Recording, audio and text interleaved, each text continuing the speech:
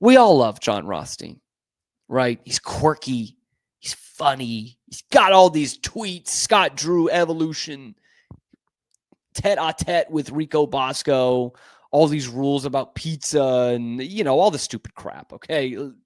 It's a little tiring, but everybody loves John Rothstein, and John Rothstein knows everything there is to know about college basketball. And in fact, he was one of the early ones, I would say, on the Big 12 being the best conference in college basketball. He was on that 10 years ago when that transition was being made, and he was correct.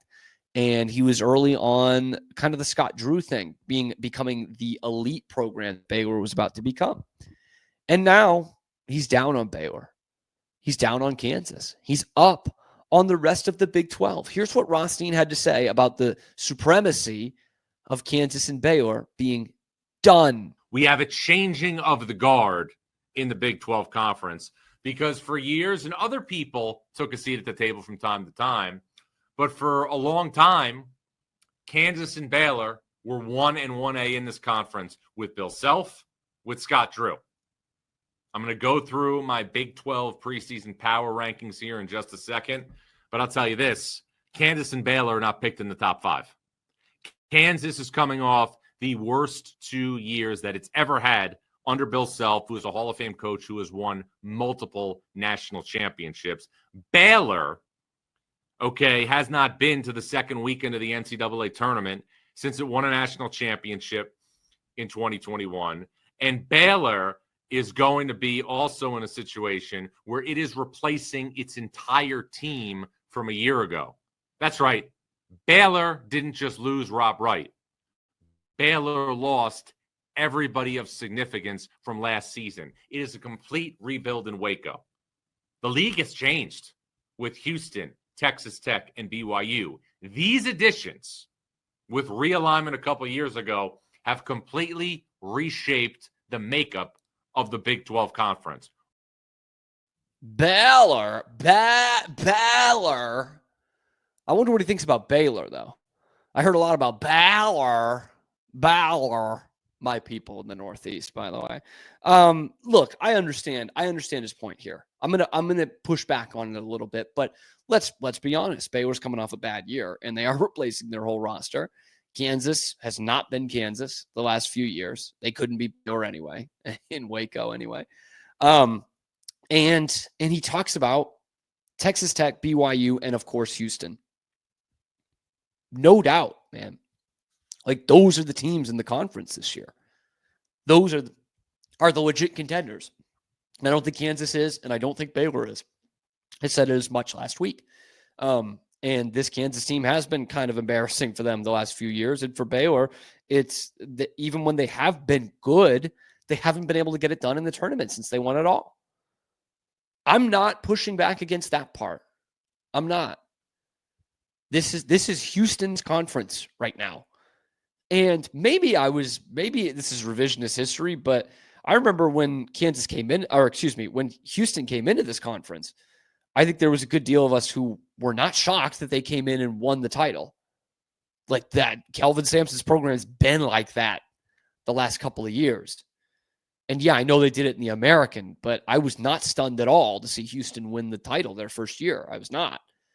But in terms of the mainstay, because it's been Kansas and Baylor at the top since 2019 or so. First half of the 2020s, it's been those two teams as two of the best programs in college basketball, not just the Big 12.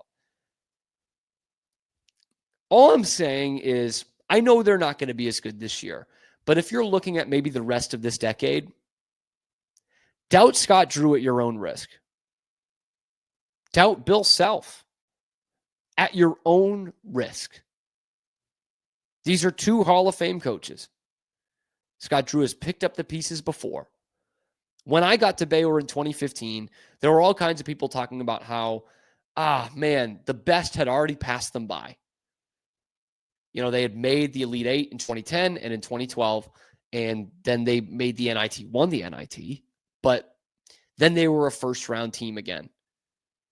And everyone said, if only we just won one of those games, made the Final Four, then we would have had something.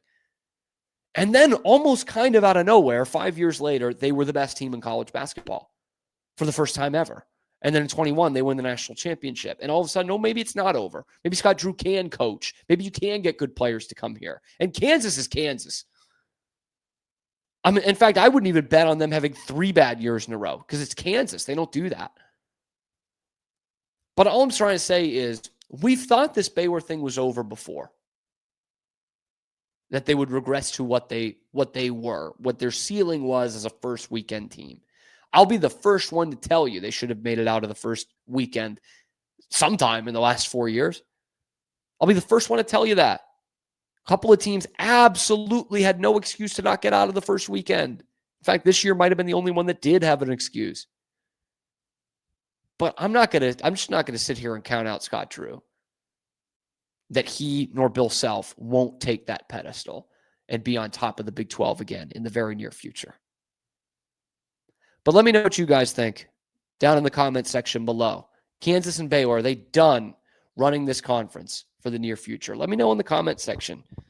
And if it's not them, who is it? Houston? Sure. Tech? Love the way they're going. Let me know in the comments. Be sure to like the video, subscribe to the channel. Guys, we're about 150 subscribers away from 4,000, which I was trying to get before the football season. We can still do that, okay? We have got, 3.5 weeks here? Am I doing that? 4 weeks here until we have college football on the Brazos. 3.5 weeks. So get involved, like, subscribe if you haven't already. Tell your friends to like and subscribe. We're the only place that's talking nothing but Baylor athletics every weekday. That's not coming directly from the university, and we're damn proud of that. So thank you for making it your first listen today and every day, and we will see you tomorrow on another episode of Locked On Baylor.